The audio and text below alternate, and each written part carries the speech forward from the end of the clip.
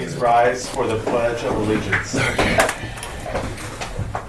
I pledge allegiance to the flag of the United States of America and to the republic for which it stands, one nation under God, indivisible, with liberty and justice for all. Please be seated. Thank you, Mark. This is the regular meeting, monthly meeting of the Public Safety Committee on February 20. No, this is March. Yeah, March 25th. Yeah. Can we have a roll call, please? Yes, I don't believe the microphones are on or working. The line's working pretty good. Test. Right? Yeah, is mine working? Yes. Okay. Yes. I'll light it up over here. All right. Captain Chevalier indicated to staff that he had another meeting at this time, so he may stop in depending on the length of that meeting. Chief Malott? Here. Chief Mull? Here. Chair Barcuda? Here. Vice Chair Greenwald? Here. Committee Member Roden? Here. And Committee Member Hazelton? Here. Okay, special orders of business, and we have a presentation. Chief Mull, can you help us out with the presentation? Oh, mine's not working. All right, this is welcome up Nathan Babbitt. He's one of our fire prevention specialists, and then Ryan Alloy. He is my assistant fire marshal for down here for Division 3. These guys are the experts on fire prevention, pre-fire management, all those things. They work a lot with the cities around here as far as pre-fire management and things like that. So, as I mentioned before, with everything with fire, wildfire preparedness and stuff, a lot of it has to do with all of us who live here in the town, doing our part to make sure that our homes are prepared and that we're ready for a wildfire when it does come. As you guys all know, it's not if, it's when. So they're going to go through our Ready, Set, Go program and give a little presentation on that, which is a really great program that we have here with the OCFA. And I appreciate them coming in here and doing this today. So thank you, guys. Absolutely. All right, like Chief Mull said, my name is Nathan Babbitt. I'm the Community Wildfire Mitigation Inspector assigned to the City of San Clemente. This is Ryan Lloyd. He's the Assistant Fire Marshal for Division 3. He oversees the Prevention Field Services, so the annual business inspections, licensing for the City of San Clemente. We're just going to kind of give, like Chief Mull said, a brief rundown of our Ready, Set, Go program, what community risk reduction does. So like I said, I'm part of the Community Wildfire Mitigation, so my unit is Wildland Pre-Fire Management. Community Wildfire Mitigation, we have 6 inspectors that go from Yorba Linda all the way down to San Clemente. We perform vegetation inspections on homes up in the very high fire hazard severity zones. We also investigate complaints from residents who live in high or very high severity zones. We have a wildland planning unit. This team works closely with CWM to assist large landowners and open space stakeholders in identifying and mitigating risk. So we have 2. We have a resource planner and a resource technician. They work with Rancho Mission Viejo, the Irvine Company, Irvine Ranch Conservancy, making sure access roads, vegetation management, all that on large open areas is done correctly. We have a planning and development department, so if you're submitting a plan and you need to have a fire alarm looked at, contractor draws it up, goes to our planning department, and then our new construction unit goes out and actually performs the inspection on that submitted and approved plan. And then we have Prevention Field Services, which is Ryan's shop. We have 5 area offices located in Irvine, Ladera Ranch, which is where Ryan's at, Buena Park, Santa Ana, Garden Grove. They do the annual business inspections throughout the city. They do the on-demand inspections, special events, fire hazard complaints, state licensing, inspections, 850s, residential care facilities. Also, they work with our state mandates as well. So there's a set of occupancies the state of California says we must inspect and must submit reports back to them. And that's what his shop handles. So my unit, the Community Wildfire Mitigation Unit, our objective is to reduce the destructive impacts of wildland fires in Orange County. This is from the 2020 Silverado fire up in Orchard Hills. This is the fire burning into the fuel mod above Orchard Hills, and it actually starts coming down, and the fuel mod did a really good job of keeping it from getting into the community. We had several spot fires, but it really gave our firefighters the ability to do their job and focus on those spot fires and not really have to focus too much on a wall of giant flame coming out of the open space. Fire hazard severity zones. So that red area in San Clemente, these are the current maps. These are not the new release maps. These are the current ones that we operate off of. Everything in that red is the very high. That's where my shop works. The red and the high, the very high and the high. That's where we perform all of our annual inspections of homes and businesses. That's where we investigate fire hazard complaints. These maps, we like to stress, are developed by the state of California. OCFA receives the maps from the state, and we have to accept them as is. They really only define what needs to be, they don't prevent development, they don't prevent living in that area. It just says if you live here, you have a very high probability of being involved in a wildfire in the next 50 years. So you need to maintain defensible space on your property to give firefighters room to work. You need to, if you're building a new home, you need to build it to Chapter 7A to make sure that it withstands direct flame, radiant heat, ember intrusion, all that. Like I said, they assess hazard, not risk, and they're developed by CAL FIRE using the best available science, fire history, vegetation, topography, wind, all that. Our inspection program for the community wildfire mitigation, so we do 2,500 annual home and business vegetation inspections in the city of San Clemente every single year. These are performed in very high and high severity zones up against Rancho Mission Viejo, Camp Pendleton. So a lot of our inspections are over in Talega, down along by Prez Heights, Salvador Street, all that, up through there. Our inspection season typically starts March and April. We say weather dependent because we do really try to work with the HOAs and homeowners. We don't want to go out and write you up for weeds, have you cut your weeds, and then like we're going to have in the next couple weeks when a big rainstorm comes through, and then you're spending a couple $1,000s, 2 months later cutting your weeds again. Our compliance window is 60 days, so we'll go out, we'll do an inspection. If there is a violation, a notice is mailed to the homeowner. 30 days later will be the first re-inspection. If they still aren't compliant, we give a second notice mailed to the homeowner. On that second notice, it's 15 days later for the next inspection. And then the final inspection is at day 60, and we will actually drop a hard copy of the notice, take a photo of it with the door hanger on the property. After 60 days, if we still don't have compliance, we'll work with city code enforcement to come in, see if there's any avenues that they can use to get compliance. If both agencies run into a wall, we do have the ability to pull in the district attorney's office and file charges against the homeowner or the HOA for non-compliance with the vegetation management. Here's some of our community outreach numbers. We put this on here just to kind of show. So 2024 was a pretty low year for large destructive fires in Southern California. So we did 3 home assessments in the entire city of San Clemente. We did 2 community outreach events. 2025 alone, I actually have 1 scheduled tomorrow and did 1 just the other day. So we've done 5 home assessments already, and I already have 1 community outreach event. We expect that to ramp up as the season goes on. We'll get more into home assessments, but Ryan's shop and my shop, we cover them.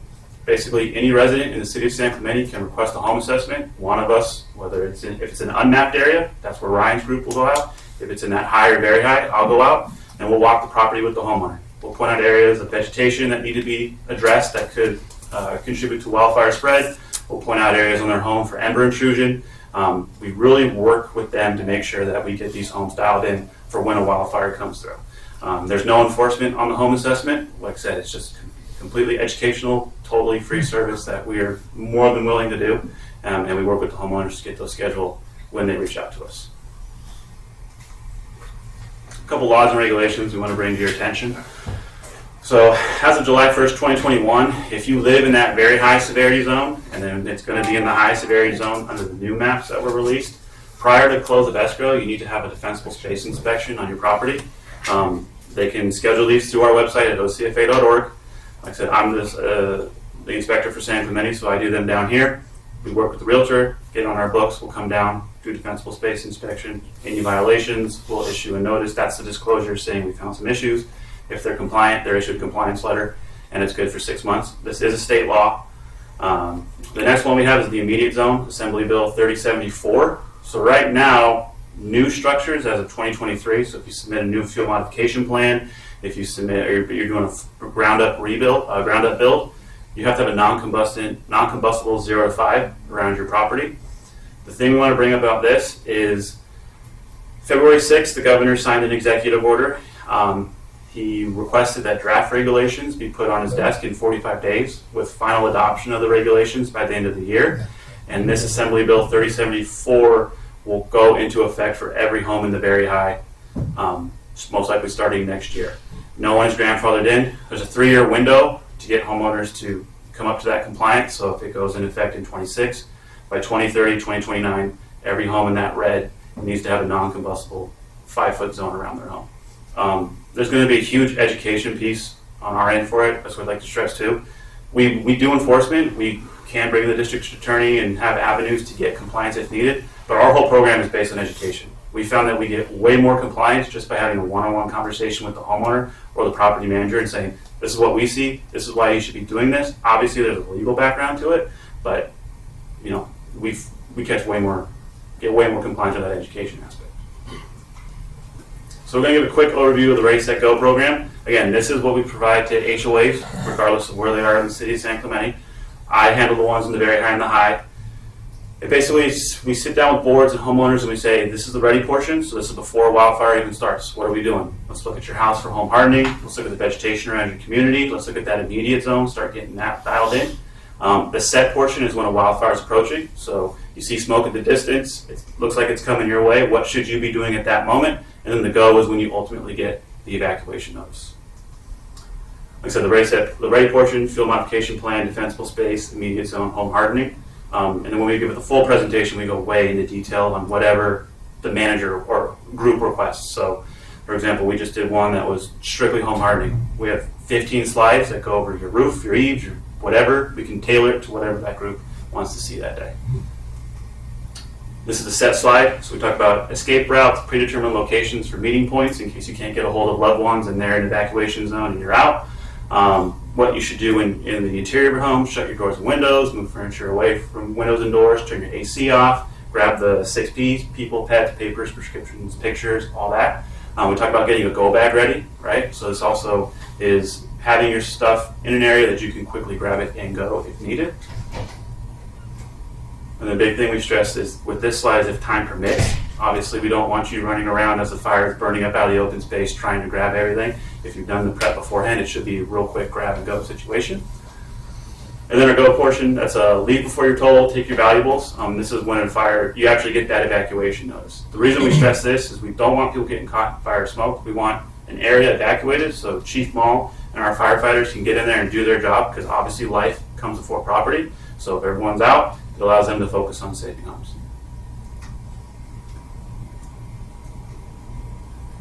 So our inspection program, there's 2 types of inspections that we perform: field modification inspection and defensible space. Field modification, this term it's used pretty loosely now, so we'll get a lot of complaints saying, oh, the field mod behind my house is compliant. Generally, they're referring to defensible space, or they're referring to open space. A field modification plan is a planned landscape design, and it's very specific. So this is one of the homes in San Clemente that we inspect. So in probably middle April, when I come up this street, we have a copy of it on our iPad. When I do the inspection on that home, I pull it up, and if the vegetation on that property does not match what's on that plan, it is a violation. So each group of shrubs needs to be in that spacing. There's a key that indicates what each one of those symbols are. So if you have an oak tree and that oak tree's gone and you replace it with a bunch of palm trees, that's a violation. You need to either put the oak tree back or resubmit your field modification plan to see if that palm tree can work in that situation. It's a very specific planting plan. But most of the inspections we perform are the defensible space. The thing we like to stress with defensible space is it's only removal in dead and dying plant situations. So a lot of people call up and say, my neighbor has palm trees. In a defensible space situation, you can have palm trees, you can have eucalyptus trees, you can have pine trees. There's just certain requirements that we ask that you maintain to. So palm trees, remove your dead and dying palm fronds. Eucalyptus and pines, making sure they're 6 to 10 foot from the ground or the vegetation beneath, and making sure the vegetation underneath them is 2 foot or lower in height. Another aspect that we focus on as part of our home assessment program is the home hardening. It's designed to retrofit your home to withstand direct flame, radiant heat, and ember intrusion. This is a home in Laguna from the Laguna fire in 1993. His home was actually used as a model to develop these standards. He was an engineer. He had a non-combustible Class A roof. He had enclosed eaves, he had dual pane windows, he maintained the vegetation around his home. But we like to use this photo to point out that a lot of those homes, the vegetation is still green. So that shows us there wasn't a wall of fire that blew up from the hill. It was the embers that got those homes. And that's what we really stress with the home hardening is a lot of people like to focus on what's behind their house, but we tell them the reality is in a wind-driven wildfire, your home may already be on fire before the wall of flame even gets to your home. So we need to really focus on hardening it against ember intrusion. Like I said, these are some examples: direct flame, contact, radiant heat. The direct flame contact, that's where that immediate zone, 0 to 5 requirement kicked in. That's what the state's really focusing on. They've learned that as we got better hardening homes against embers, so embers can't lodge in your eaves, but where are they going? They're going in the mulch, they're going in the patio furniture, they're going in the dead leaves around your home. So we've done a really good job of keeping the embers out, but now we're bringing the fire right up against your house. So that's what the state of California is focusing on with that 0 to 5 requirement. Let's see this plays. And this is a little video that kind of goes over and talks about what we will do on a home assessment. There's samples.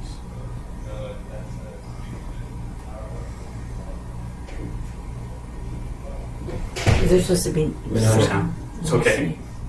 Go back. Oh, it should be.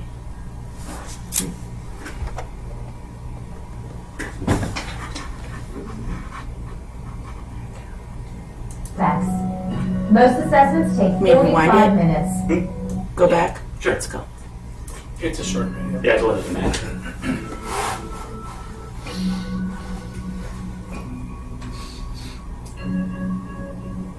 With so much writing on what you do between now and the next hot, dry, windy day that results in a wildfire, why leave anything to chance?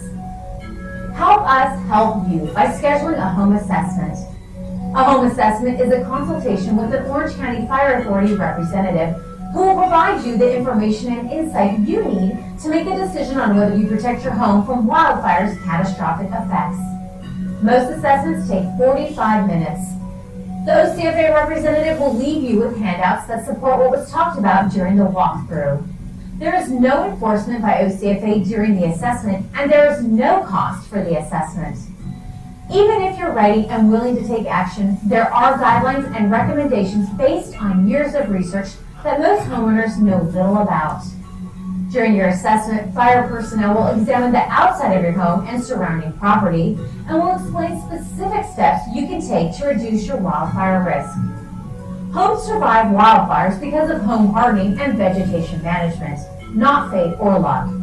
No matter where you live or how much money you can afford to spend, there are things you can do right now to make your home less vulnerable. Don't wait. Schedule an assessment and start increasing your home survivability today.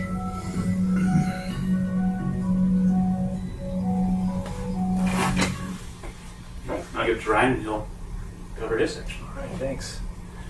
So what I'd like to add to that is we understand people learn in different styles. Some like to read the material through handouts. Some like to have us actually come out to their house and do a home assessment with them. We are willing to do any and all of those things to make sure that we're educating our citizens here in San Clemente of what the requirements are and also what best practice is. Even if you're not located in a regulated or required area, we still want to share that same information with every homeowner here in San Clemente that can make a difference with their own house, their own family, right? So we have the handouts, we have the home assessment tool that's on our website as well, so you can actually do that home assessment by yourself. It takes about 20 minutes. Grab your phone, your iPad.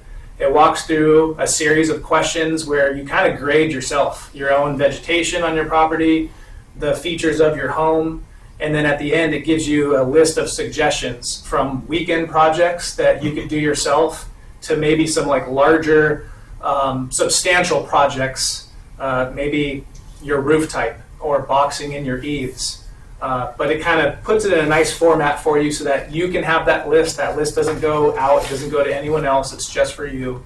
But we've tried to make it palatable for everyone so that you can either learn on your own, or if you'd like for us to come out, we can do that as well. So I'm the Assistant Fire Marshal for our Prevention Field Services section. Our section handles the annual business inspections here in San Clemente.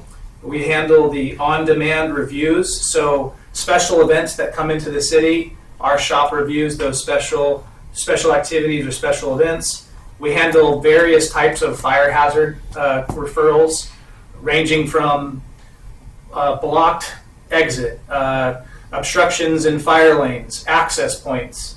But we also do handle the vegetation complaints that come in outside of those mapped areas that Nate handles. And then at the end, I'll talk about our new public service portal. It's a streamlined process for applicants to be able to turn in their paperwork, turn in a fire hazard referral.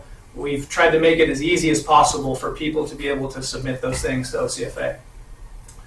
So here in the city of San Clemente, we handle approximately 1,500 annual inspections, and that's between prevention, the prevention side, community risk reduction, and also our operations folks, the firefighters that do a handful of inspections here in the city.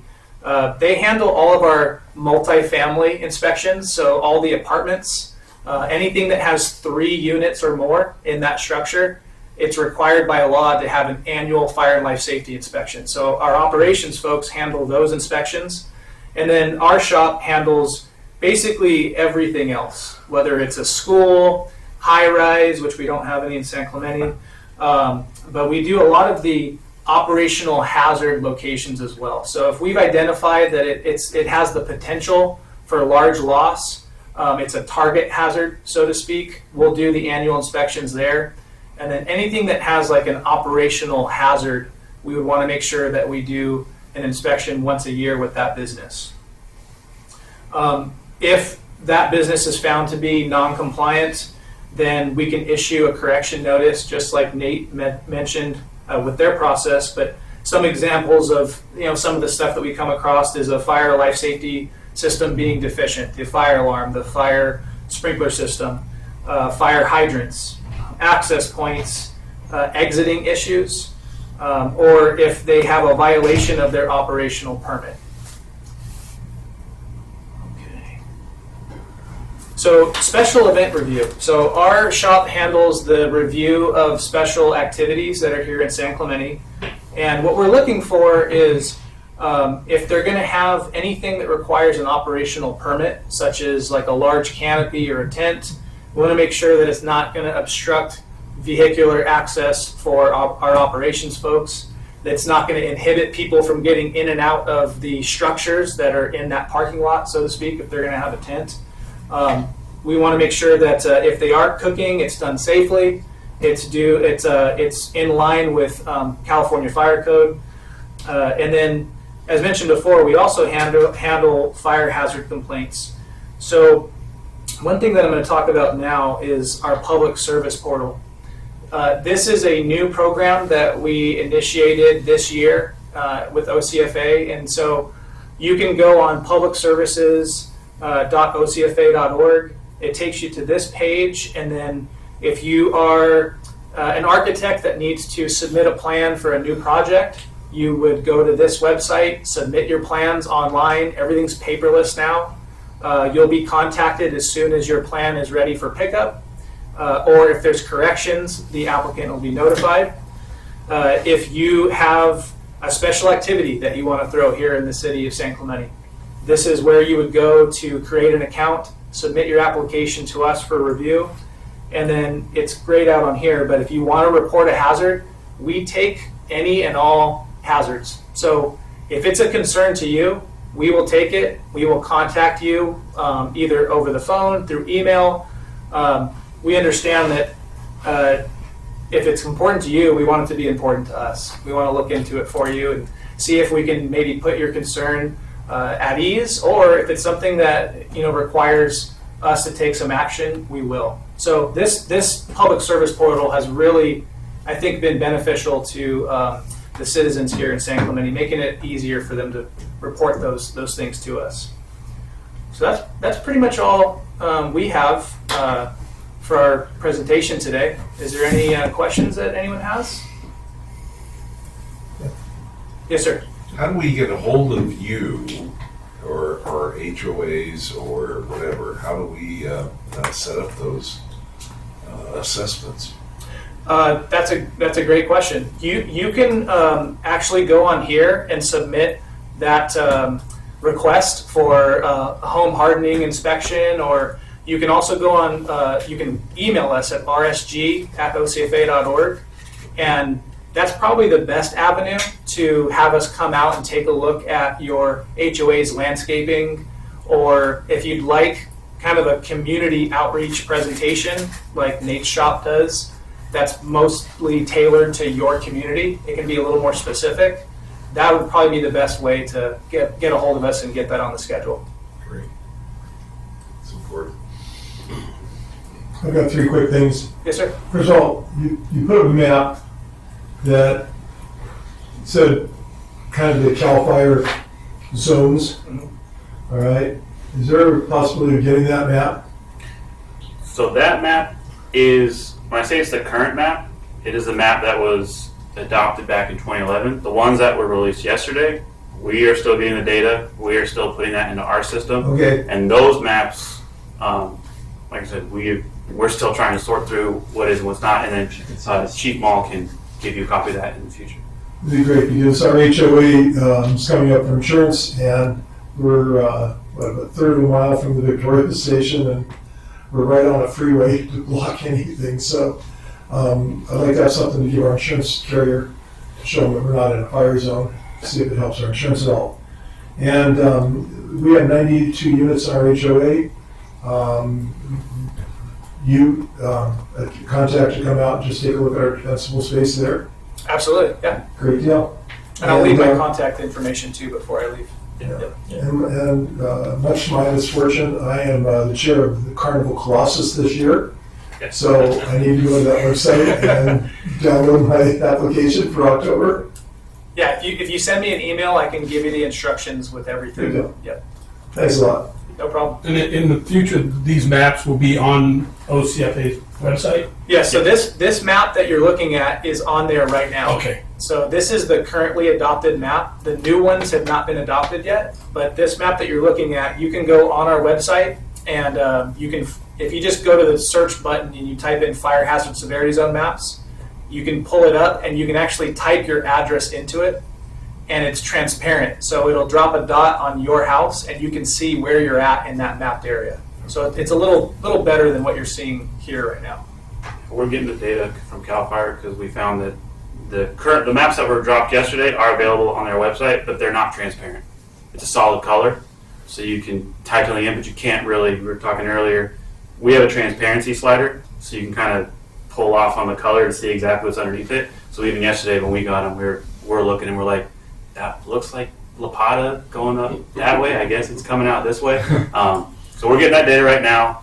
Chief Mall, he's been brought in the loop as well. My boss, Nick Piveroff, any questions and all that, send it his way, send it to, and we'll get you guys that map and those answers once we get them.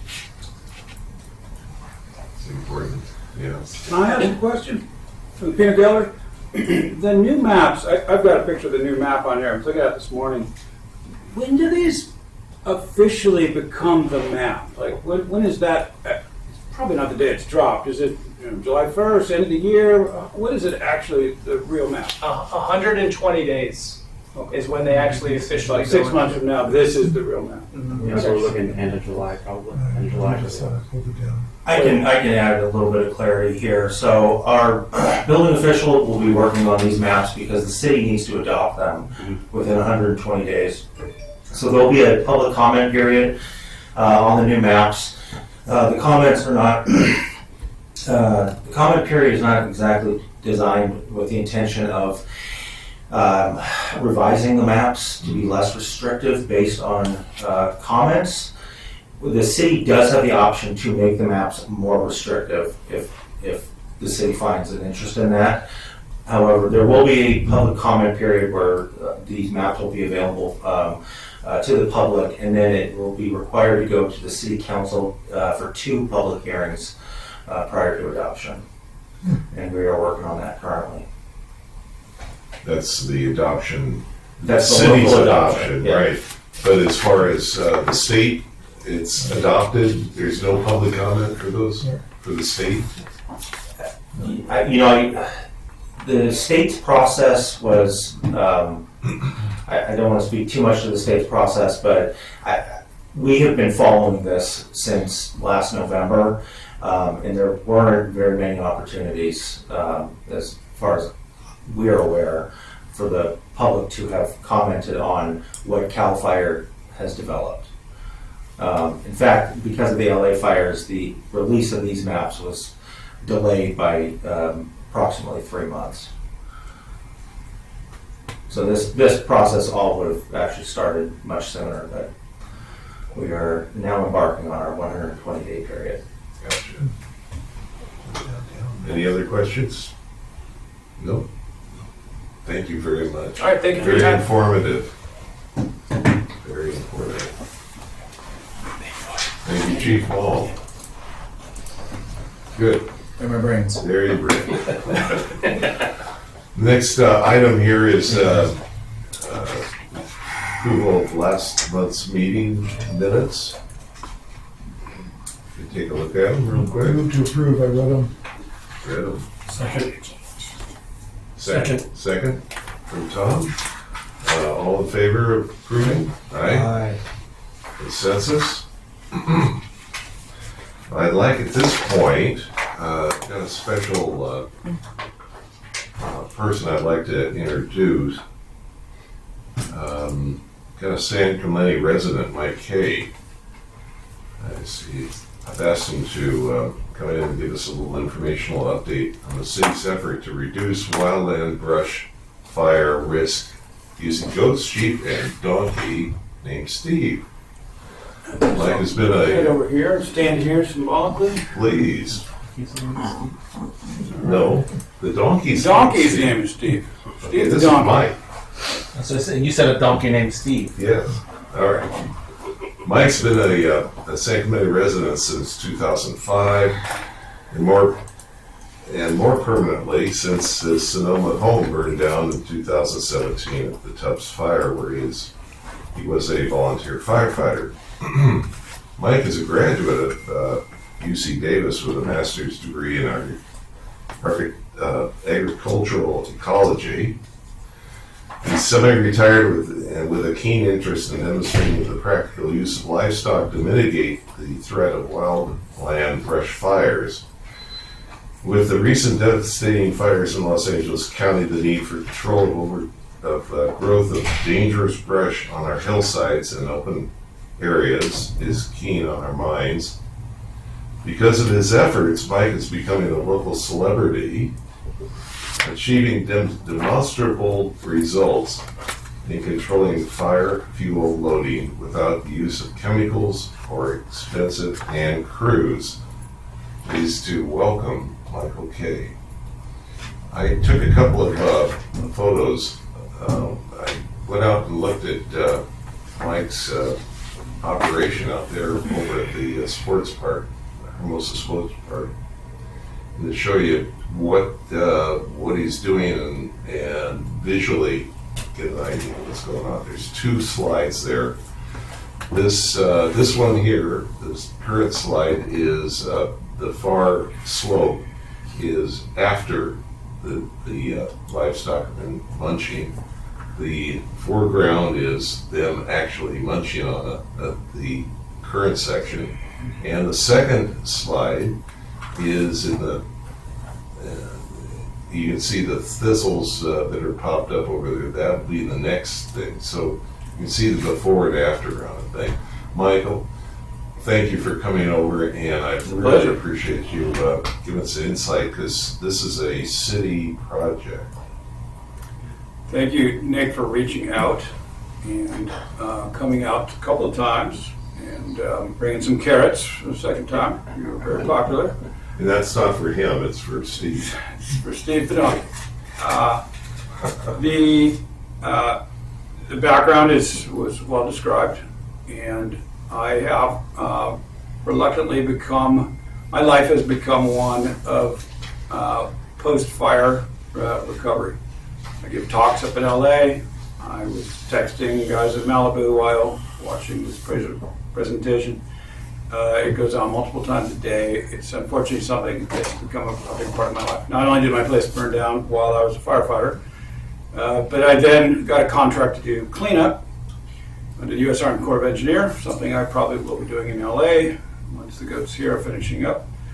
Then I've got my crews, and we went and rebuilt dozens of homes in Sonoma County. And it's gone on and on. I've sort of become somewhat of an advocate. It's a subject I know very, very well. I've become an expert as an ecologist in fire ecology. I read and periodically lecture on the subject. I'm giving a talk tomorrow with quite a few people at the Sierra Club here in Orange County on this subject. It's reluctantly become a big part of my life.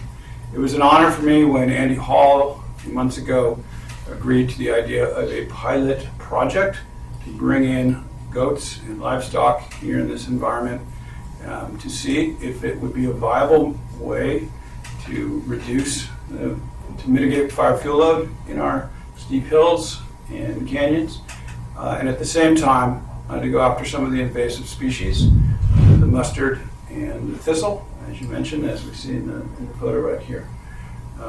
So initially this was conceived as a two-part, and this was shortly after the Santa Ana Mountains burned. But then we had things go up south in LA, and it's more of a fire fuel load mitigation exercise at this point. Also today, I submitted my first commercial bid for $585,000 to the Marblehead HOA. I'm up against Bemis and Earthco and other large landscape companies here in our area. But this will be the first time to incorporate goat grazing. I've teamed up with a local company here, GCI. That's the company that put all the beach on the north side of Sands, my brother's local earthwork company. So we're joining forces, and we hope to bring into our area a viable commercial side that would include, say, extensive use of goats. I think we have the blessings of the mayor and city council, certainly so far. I have the only goat grazing permit in our town, and I would like to continue to develop that side of things as we go forward. Yeah, that's a little bit of the background. The goats so far have been doing a great job. The city during this pilot project is learning how to use goats in a suburban mosaic like we have here. What are the liability risks? What are the insurance issues? Do we need, and to what extent, an environmental impact report, something we have done in this area? What kind of SECA issues we may or may not have, et cetera, et cetera. At the same time, I've been developing best practices for goat grazing in our local area. Goats are often used for grazing in California in more of a wildland environment, state parks, national parks, underneath utility lines, etc. In large groups, 200 to 500 plus goats at a time. They go in and they munch everything in sight. That activity has been tried here. It was tried in Talega about 10 years ago. There were many issues and problems, and the project was stopped and terminated early. The goats were staying out overnight. Neighborhood dogs were barking all night. There were shepherds spending the night right behind people's homes in Talega. People were uncomfortable with that. There was trash left. There was a lot of noise. And native species were eaten by goats as well. So there's been some problems with that. I'm trying to fine-tune things. Our goats move in and out every night. They spend the night in an enclosed shelter, safe from coyotes, away from people's homes. And then we bring them out every morning. Naturally, goats only graze about 5 hours a day, so you don't really need them out there. There's no benefit to having them out there all day long. They just lie down and sit there and chew the cud. So we're trying to fine-tune things. We've identified the native species. The California gnatcatcher does nest nearby. We've identified these areas, and we use electric fences to keep the goats outside of these sensitive areas and for intense targeted grazing, so that they graze down to the proper level. And in the process, they go through a variety of plants. They have preferences. And once they eat the stuff they like the most, they eventually get to the mustard and stuff they don't like too much, and they eat that as well. And then we rotate them on to a new pasture of about an acre or so at a time. It takes about 3 days to eat an acre with 20 goats. So that's a little bit of background. I could go on at length. I would probably bore you. But the important thing to take away is that goats have been used for a long time in Laguna Beach, Palos Verdes, Oceanside, by various utility companies, et cetera, in our area.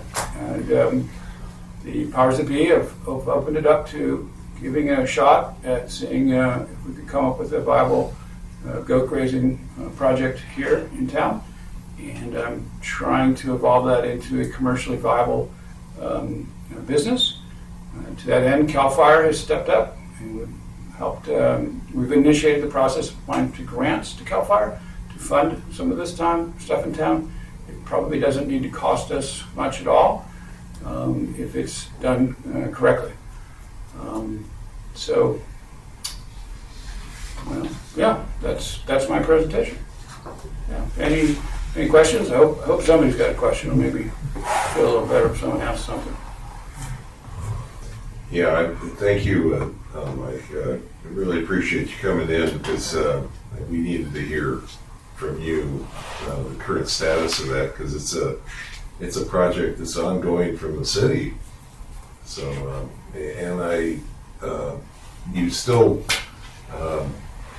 will take visitors to your site. We would encourage people to come out and visit. The city asked us to put the goats in their enclosure where they are next to the sports park at Vista Hermosa to encourage community interaction. Andy Hall envisioned kids coming out and visiting, even from schools.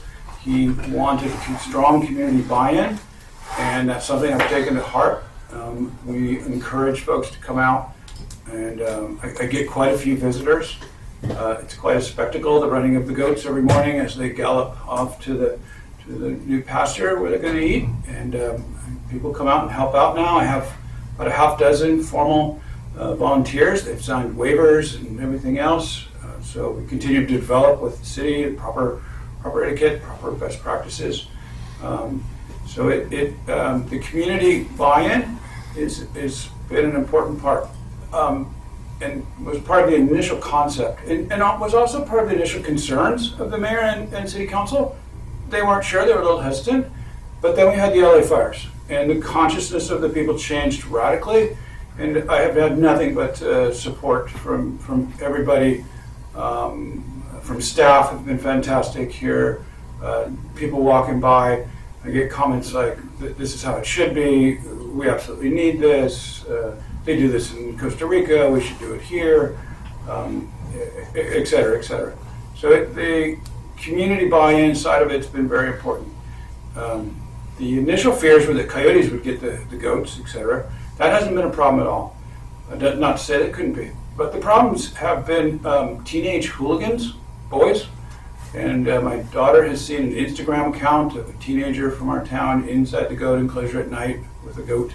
I found beer cans, found a beer can this morning. They're partying with the goats. Call the park rangers. They come out, and the rangers like coming out to see the goats. That's I'll go check out the goats. They go all the way to 1 a.m. to check on the goats. But the ranger, Trevor and I, we joked, graduation's coming up. I mean, who wouldn't take a goat to the party at graduation and brag about it for the next 30 years? So, I was looking at cameras this morning, and then I realized I don't have Wi-Fi, so the doorbell ring thing isn't going to work. I got to get a cell phone camera or two, which I will do. And Amir called me at 7:20 this morning because there was a formal report last night of teenagers drinking with goats. So I didn't really think teenagers would be a problem. I thought coyotes might be a problem, but it's a pilot program, right? We're learning what are the problems. And teenagers on e-bikes, beers. So don't buy those kids any beers. So while the goats are eating, what's Steve's job? I'm glad you asked that. I should have brought that up. And this is a pre-run for my discussion tomorrow. Steve is a protector donkey. He's a guard donkey. He's a guard donkey, and that's a thing. If you Google it, you'd be surprised how popular a thing that is. And he has bonded with that herd. He's been with the herd for 10 years. He was at the fire in Tubbs, my house. The last thing I did as I left was open the gate. He wouldn't leave. I said, good luck. And I found him underneath the burned oak tree the next morning. He was burned on his side, but he survived. Steve has bonded with the herd. He thinks he's the alpha. He's in charge. If he sees a coyote, or where we are up north in Sonoma, we have bear and mountain lion. So he's used to tough stuff. Little 30-pound SoCal coyotes are not an issue for Steve. He doesn't have to charge him or kill him with his hooves, although he can. He just goes into a stand your ground position. It's like Florida. Like, okay, bring it on. And that's all it takes for a coyote to realize, like, this is a 350-pound animal I've never seen before, and his ears are pointing at me. I'm going to back away. So we don't normally have an issue. But the herd will go behind him. So he plays this alpha role. Right. And there's some serious politics in the herd, but he's the head kahuna. He's the big kahuna. So he plays that role. He does very well. I did have an Anatolian Shepherd for a while. It's a big guardian livestock dog. But I found that feeding a dog is problematic. The dog's poop, it's messy, it gets in the animal's hooves. It's another issue to kind of deal with. But with Steve, he's out there earning his keep. He's grazing away and watching and keeping an eye on things. So it's worked out really well. Thank you. In that regards of going visiting, what are the hours that are available and what days of the week are the best, and what size carrots should we bring? So carrots are $1.39 at Target across the street. That's the best deal. And they're the small ones are good because we do have some younger goats. I have found that it's wet and slippery on those hills until around 10 a.m. And they only graze 4 or 5 hours a day, so it's banker's hours, 10 to 2, 10 to 3, somewhere in there. And then we get them back in, they take a siesta, they chew the cut, they hang out. So around 10:15 in the morning I'm there, and we go till 2 or 3 or so. They let me know when they're ready to go back. There's a whole little protocol, but they slow down, they sit down, they just start chewing the cud. A couple of the older ones, the donkey starts going towards the gate. I'm like, okay, I guess we're done, and we move them in. So, and it's become a thing. People are going out. They're standing there meeting me at 10 a.m. I push them into service. I say, hey, you stand here, you stand here. We're going to do the running of the goats. They just think they take little videos of it, and it's become quite the thing. And people come by and chat about it, and tell me about their neighborhood, their HOA, their insurance fees that are going up, and et cetera. We chat about it. So it's become a funny thing. I was encouraged, like I said, by Annie Hall to have a community connection to it. But in talking to the mayor this morning, we both decided like it's kind of gone too far. And now there's probably too much social interaction that goes in with things. People are bringing their dogs, and they're standing right where the goats are going to go with their dog. And I have to, excuse me, your dog kind of scares the guys. We watch it. Teenagers are going in there. It's turning into almost a quasi-petting zoo. And so I probably should start backing down the social side of it. I probably will put up some no trespassing signs, smile, you're on camera, formalize things a little bit. So that initial buy-in by the community, I think, is done. Our town knows we've had some good press. In fact, I'm on the news at 4 o'clock today, Channel 9. So is Mayor Noblock about this. So we've had a lot of attention to it, which is a good thing. But it's probably time now to back that down a little bit. The mayor has suggested, if we go bigger with this, a bigger goat pen, a couple hundred goats, maybe in the backside of Tlega, maybe some other areas, and away from the general public. The folks in Laguna Beach have told the folks here, Andy Hall checks in with Laguna Beach a lot about how to do their goat programs. They've refined it. And they've said they no longer publish where the goats are going to be because there's been a lot of, issues with the general public. People don't realize this is livestock. I give them a little whack on the ankles when we bring them in. Some people might think that's hurting an animal or something. Steve had a little cut on his side the other day. People were worried about that. People are not accustomed to what is and isn't the norm for these animals. They're treated very, very well. They have a very good life. They're taken care of very well. We saw the vets before they came down here. They were dewormed, and we checked for ticks because I didn't want to introduce ticks to San Clemente. We do have red deer tick up there with Lyme disease. So anyway, there's a whole the animals are in good shape and are held very, very well and treated very well. But suburban people don't always know that. They're not a dog. They're not treated in quite the same.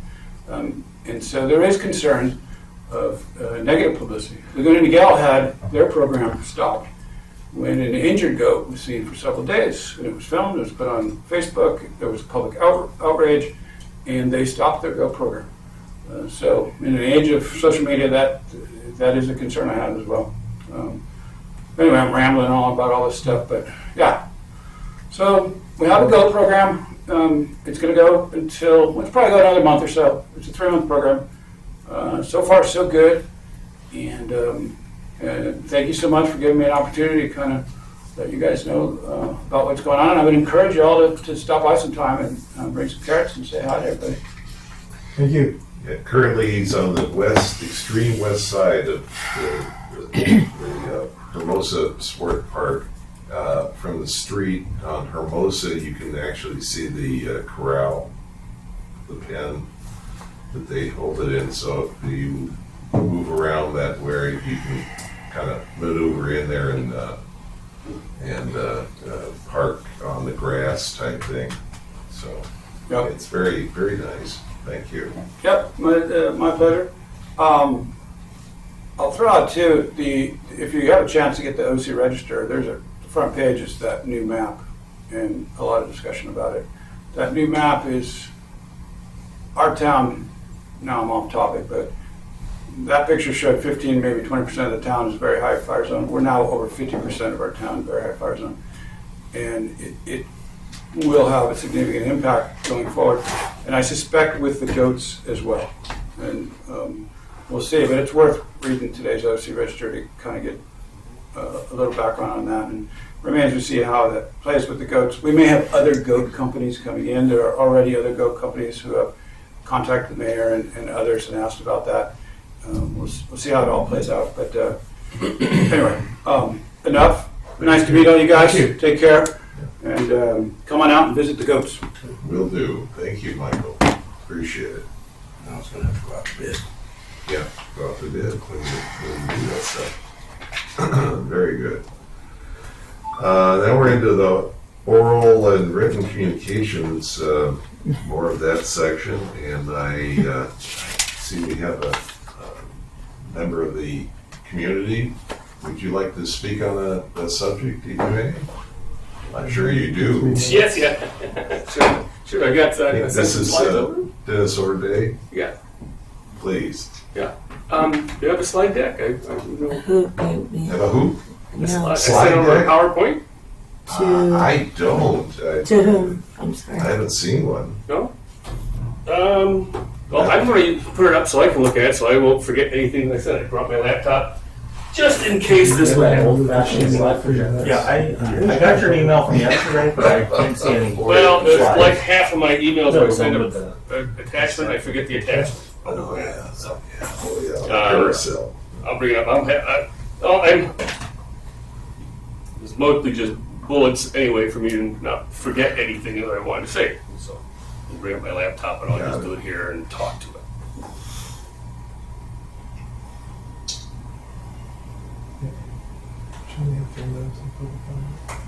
Got a backup plan. We're gonna make sure you understand. We'll give you about 3 minutes if to really lock down into this thing. We can't go on and on type thing. But you have a specific problem. Yes. Yes. 3 minutes is great too. You know. Okay. All So right. So what I want to talk about is problem with stunting, vehicle racing and stunting in Forest Ranch area. Specifically, it's the intersection of Camino de los Mares and Diamante. It's a chronic, long-term problem. We've been residents since '95 at that location, and this has been happening the whole time. It happens frequently, day or night.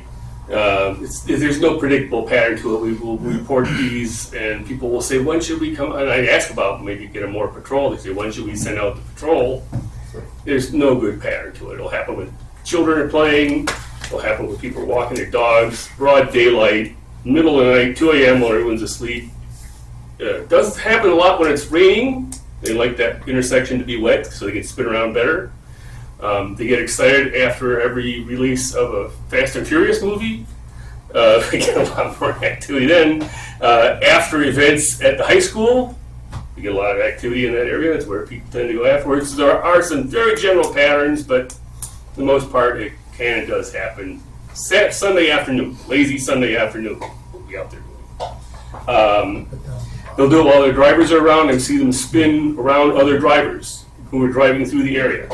Just, I think, as a challenge to see if they could get away with it. So there's really no deterrent. They'll do it under any circumstances. It's in addition to the safety issue, there's just the disturbance of the peace issue. It wakes you up in the middle of the night. It's disturbing. When Tara couldn't be here, she actually, my next door neighbor moved in, found out this was happening. She had young children who were traumatized by this happening in the middle of the night. Because these are not, people don't do this with Teslas. They do them with really loud cars. And they make them as loud as possible. And they intentionally do it this way and wake up the whole neighborhood in the middle of the night. It's part of the thrill. We had my elderly mother living with us, who was generally freaked out every time this would happen. So it's an emotional disturbance of the peace as well as a safety issue. I see looking at this with a two-step approach. Number one is a law enforcement approach, and number two is a street modification approach. And with the safety committee, so I want to talk about the law enforcement side, but I think more today. I have also reached out to the engineering committee and want to engage with them and say, hey, can we at least roughen the pavement up or something? I don't think it'll take much to discourage this. We just happen to have a really perfect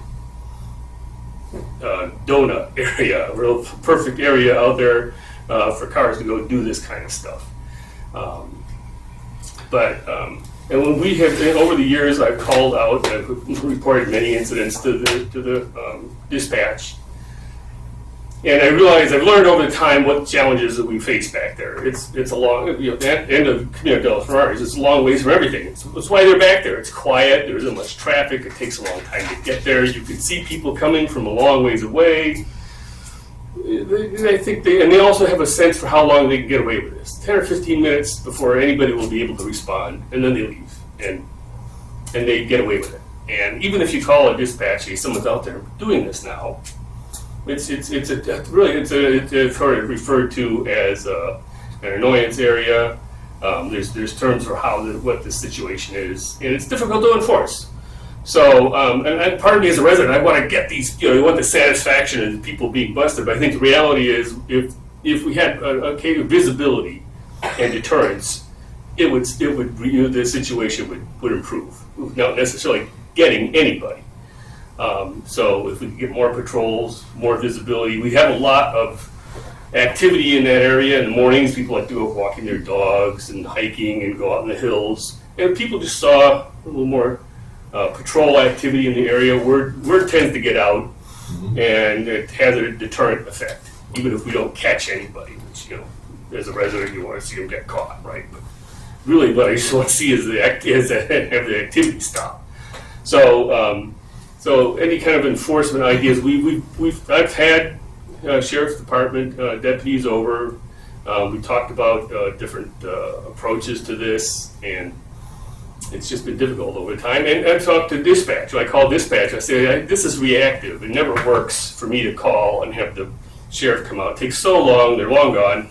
What do I do? She said, well, work with the city. So here I am. Good job. Be proactive and have a different approach to this. Thank you. I saw that you've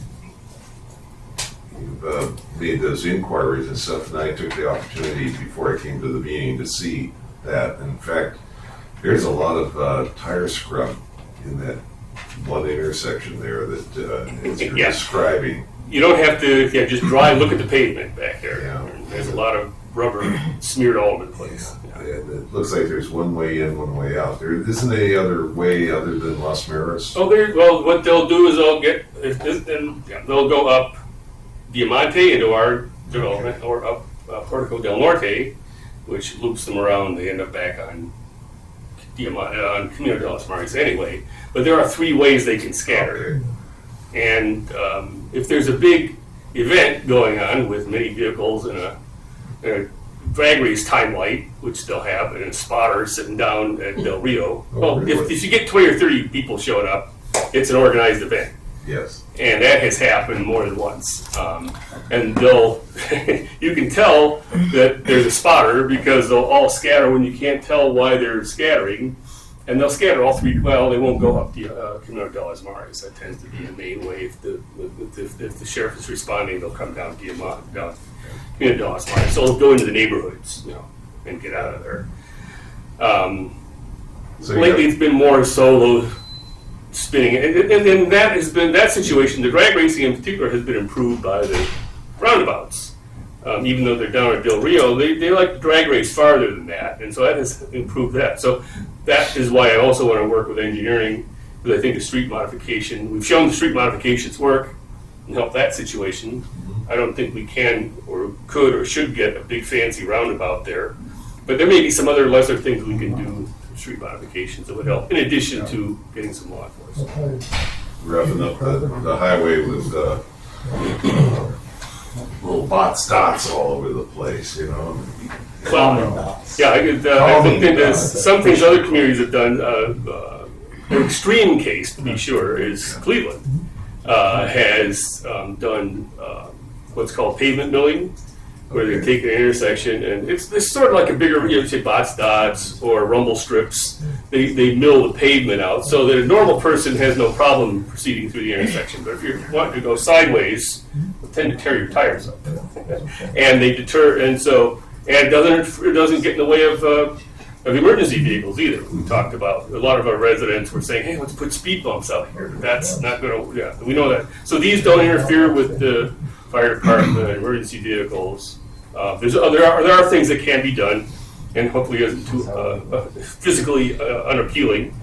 And I'm not an expert in those things. I've done a little research into it, but I have a funny feeling the engineering department here could have a useful dialogue about options for that, as well as maybe getting in. And that's going to take time. So in the meantime, some more visibility with law enforcement would be good. Well, you're in the right spot because now you got our chief just showed up. All right. Afternoon. Are you familiar with Mr. Orday's problem? No, sir. Okay. This is in relation to the email that I had sent this morning. Sergeant Schrader had responded to it. And I had a conversation with, and for the record, the speaker is Dennis Ordaway, Ordiiway,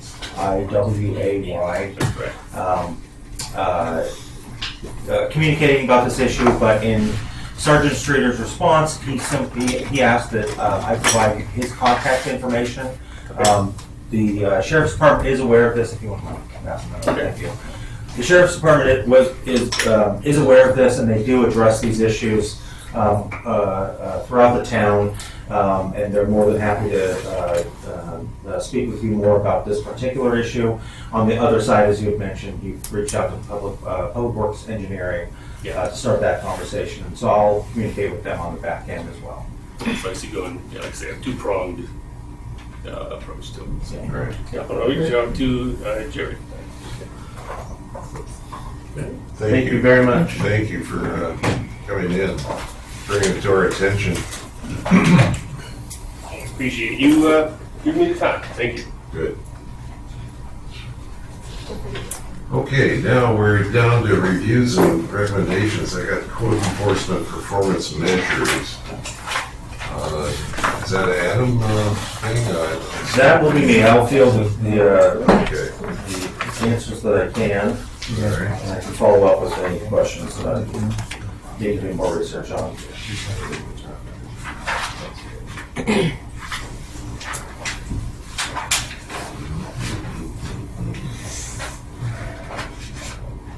Okay. enforcement to begin with. Yeah, and I'll give a little bit of background on Okay. this and some other things related to these performance measures. So,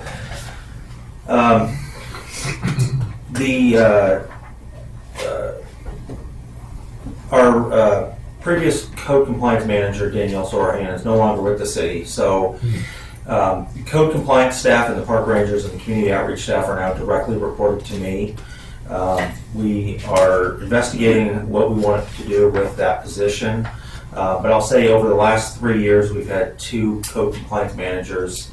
It's been a very difficult role to fill because the people who have code management experience, that generally relates to code enforcement, not park rangers, not community outreach, and that program has grown a little large. At this time, we have begun separating out the park rangers from the code compliance division so that they're better aligned and ready to be hopefully absorbed within a public safety department in the future, because those duties are much more aligned with public safety than they are with private property nuisance abatement, which is what code enforcement is all about. Because of that, the performance measures for the code enforcement staff have been in the review of the Public Safety Department or the Public Safety Committee for since its inception about 4 years ago. That was due to a time when we did not have a park ranger program that was doing what they are now. And code enforcement staff were handling a lot of the issues and concerns in the public spaces of the town that would be considered aligned with public safety. However, their work is not public safety at this point. They are dealing with private property nuisances, and so these performance measures are going to be pulled out of the committee's review because they're not under the purview of public safety as they were a few years ago. So I'm more than happy to answer any questions on those numbers to start. I want to give you a little background on where things are at this point. Great. Is there any questions on that? When do you think you'll be pulling that completely out? And what area? You haven't. Where does it fit in an organization? Yeah. So the Public Safety Committee, I believe we were talking about this at the beginning of 2024, it might have been the end of 2023, submitted a recommendation to the City Council on improvements to the Park Ranger program. And one of those recommendations was to move the park rangers into a public safety department. Right. This was a recommendation that came, I want to say, a couple months after the City Council gave direction to staff to move the Marine Safety Division into a public safety department. At this point, there is not an established department, and that's something that we're trying to work on right now with the current climate of doing more with less. There's not much opportunity to add additional staff to fully fund such a department.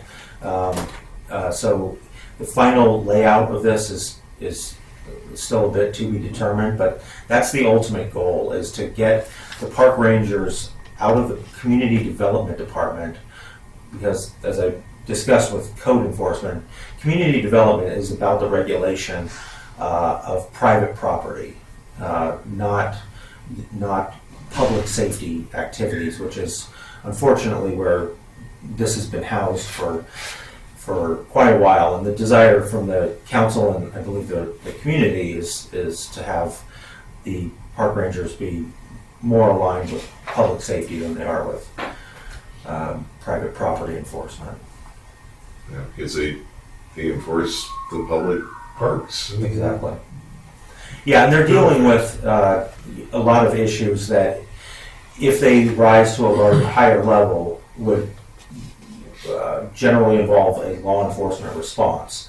Whereas code compliance's work, if it requires a higher level of enforcement, we're going to go to our code compliance legal services team to initiate some type of civil action, either an injunction or receivership action on a private parcel, not calling Captain Chevalier and asking him to go arrest a property owner who's left their holiday lights up too long. Even though I know we'd love to do that.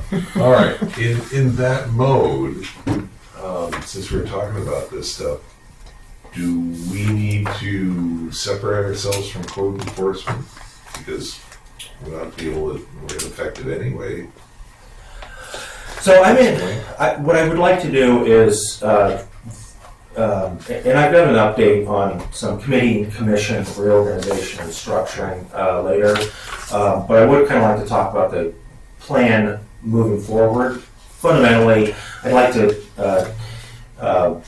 talk about the performance measures and what gets reviewed as we go through the next work plan for the future committee. But I'm assuming, I'll say that a good break would be at the beginning of the next fiscal year, July 1st. Rather than now. Yeah, there's no Okay. there's no need. I don't want to, but it looked like an opportunity to do that because we're not real effective in the code compliance area. So we'll just kind of table it for right now. Yeah. Yeah, you're very back. All right, then let's go to Park Rangers.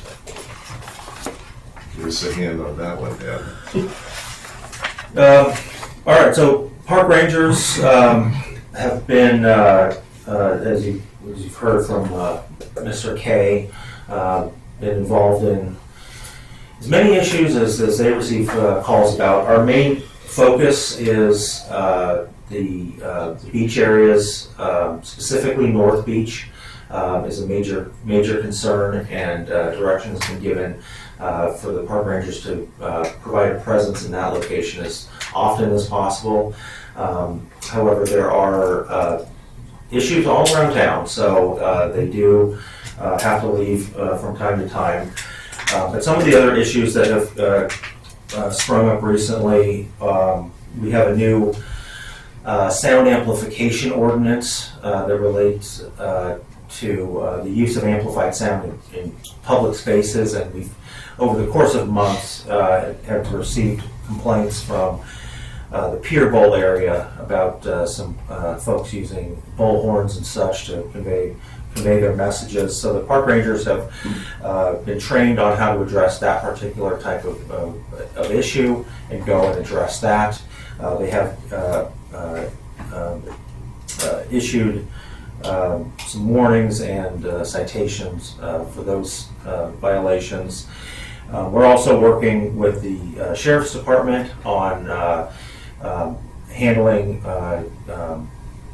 violations of the camping ordinance and some other things, just to make sure that we're not duplicating efforts and that the enforcement activity that we are taking is being done in the most effective manner possible.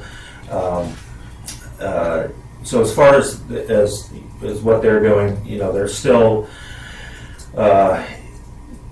over a 3-month period doing about 7,000 park and beach patrols and visits. That number is a little bit lower than what it would be if they were not being requested to station at North Beach as much as they are.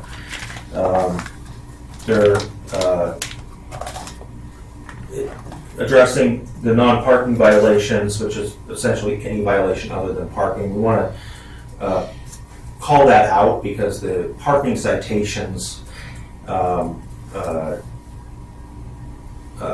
equate to a certain revenue generation And so just for tracking purposes, we have the parking citation, parking violations is one issue, and then all the other ones separately.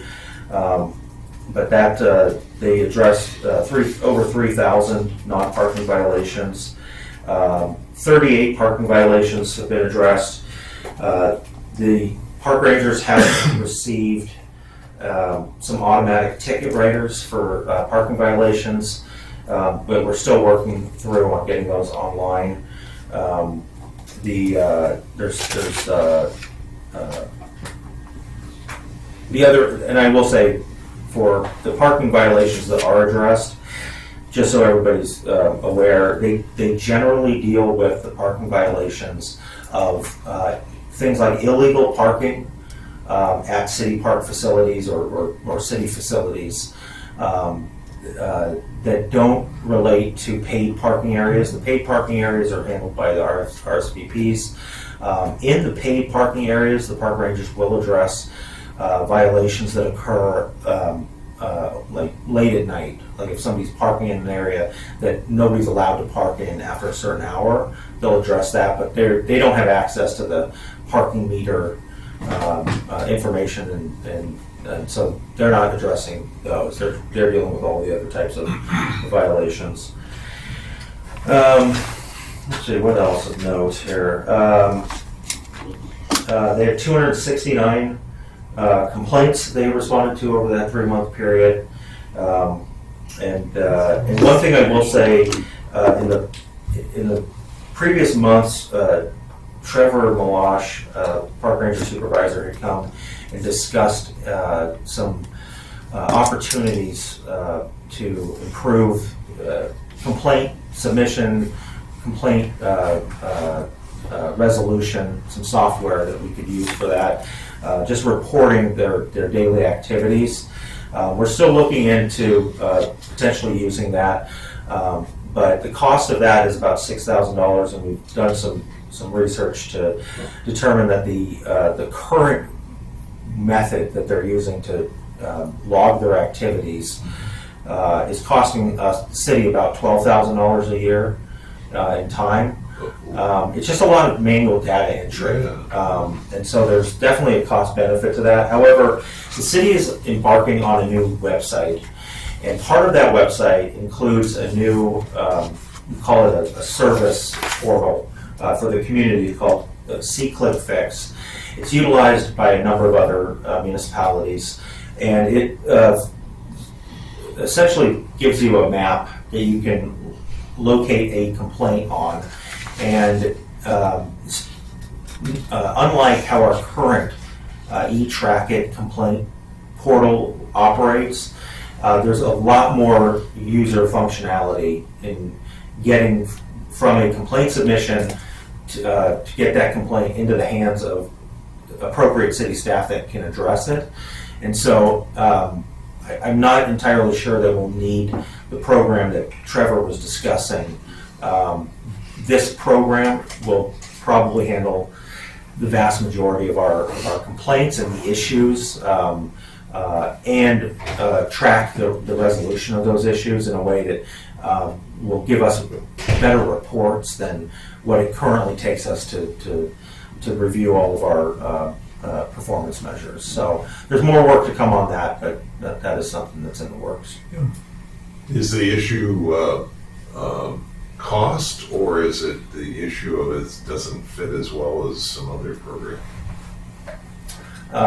The issue of like how we currently. Well, you're talking about Trevor was pushing a new data entry, data capture thing, and you're saying you're looking at a third one, not.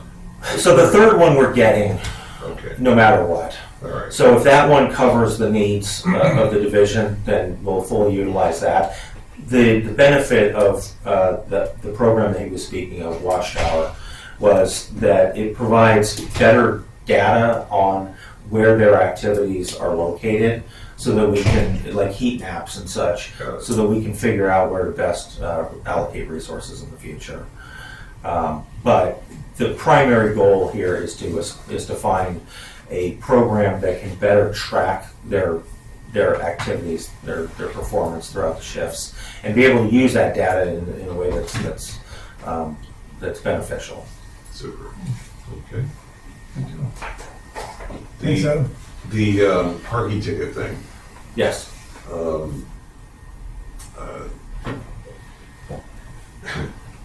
When they issue a parking ticket for parking on the park type thing, the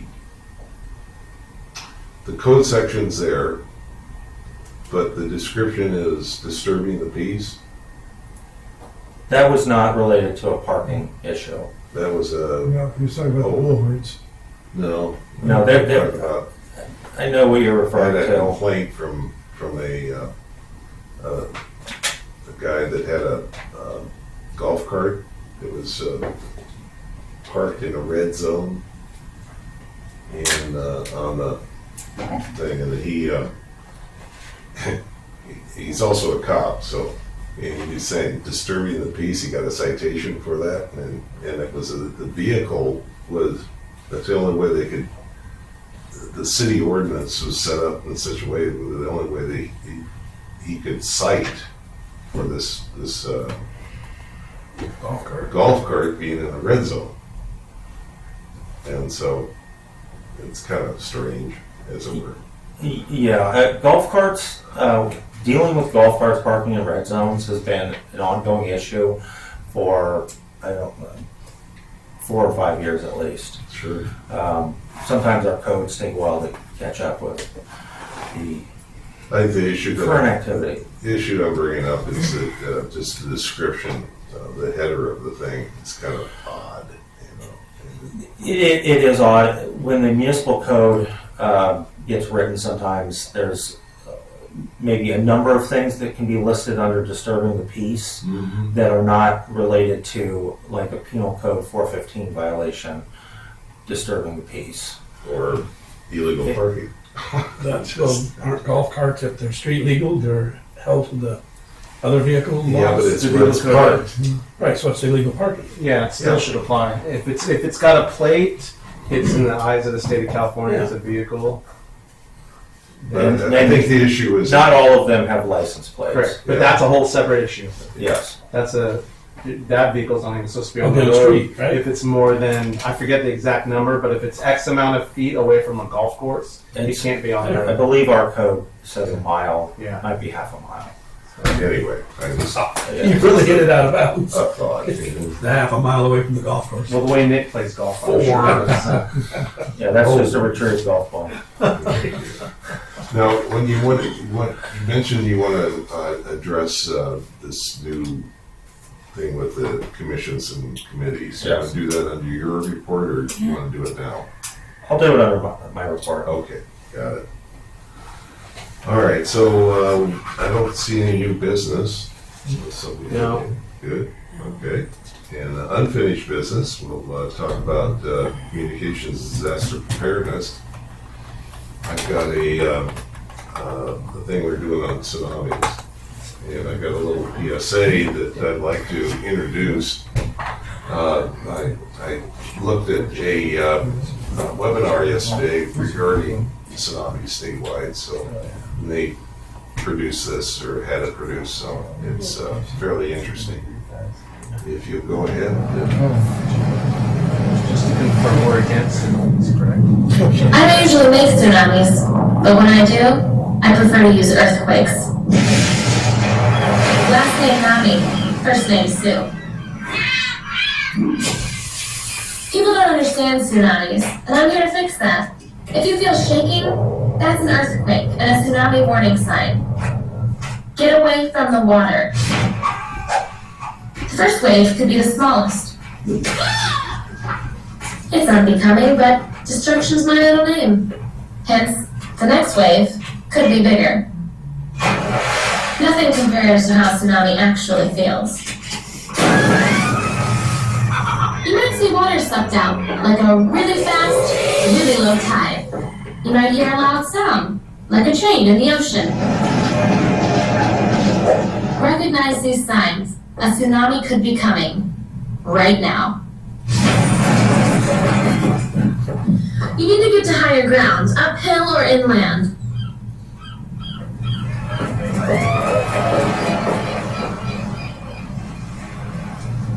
See, I'm already making a difference. What are you waiting for? You won't get a second warning sign?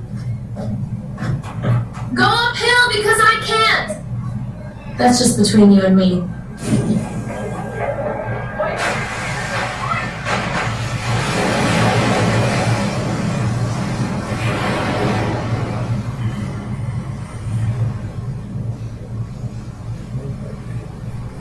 That's it.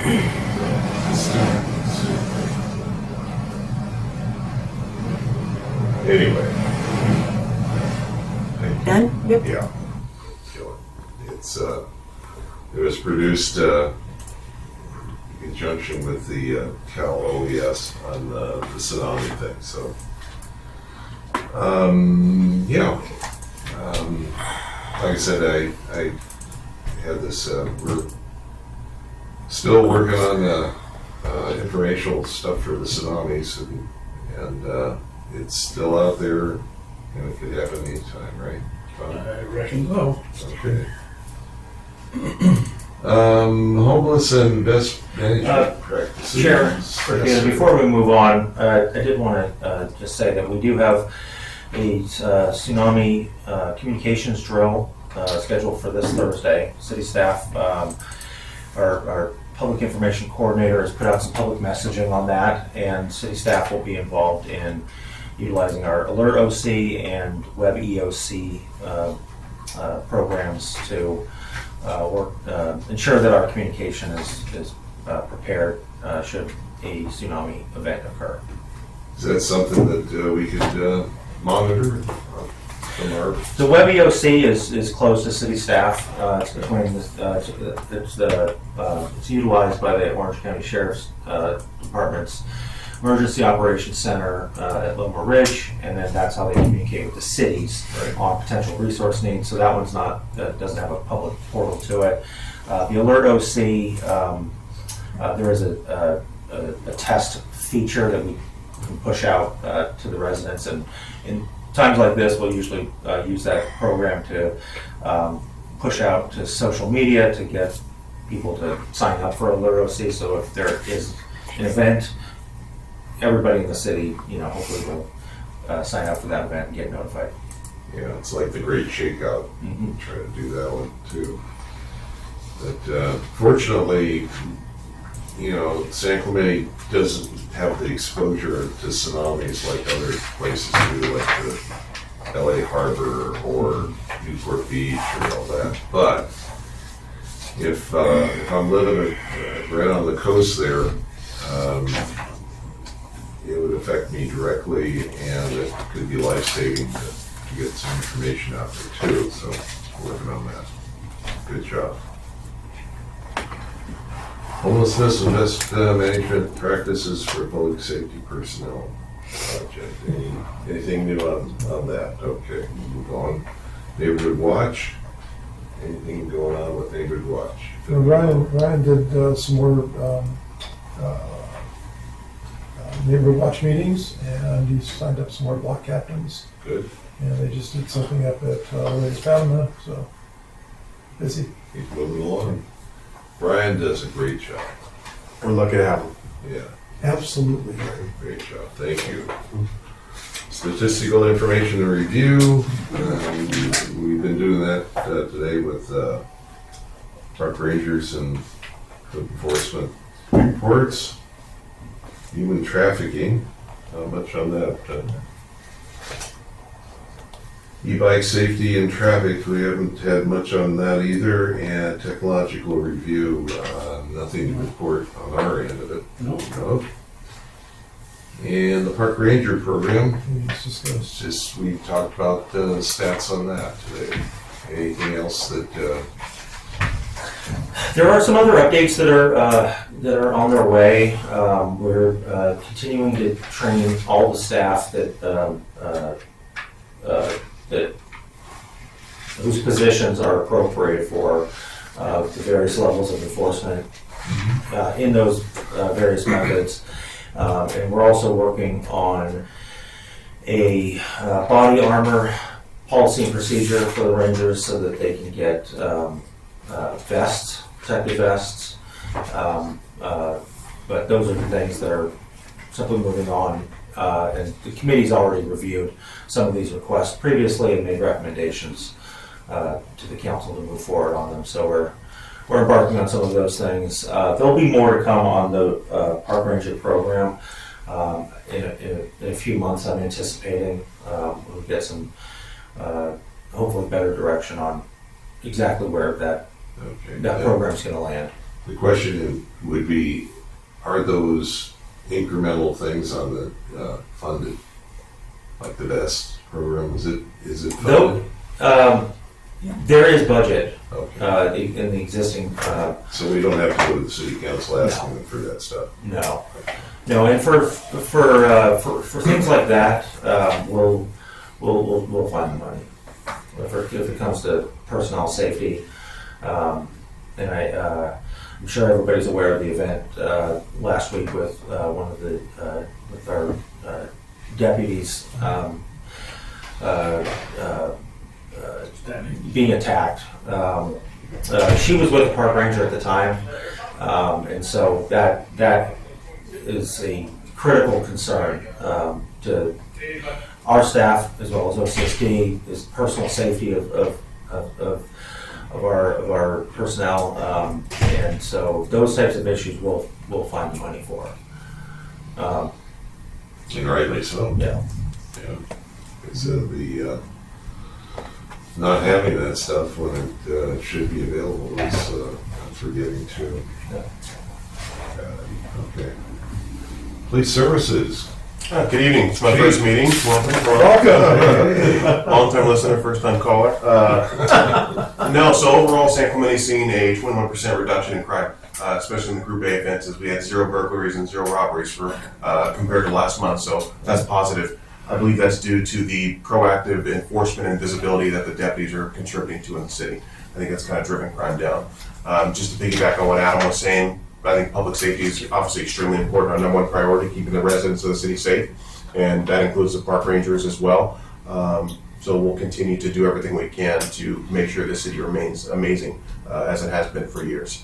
And that's kind of it for me. Thank you guys for allowing me to be here. Thanks for being here. Hell of a job out there, especially when you put your life on the line, like our deputy. How's she doing?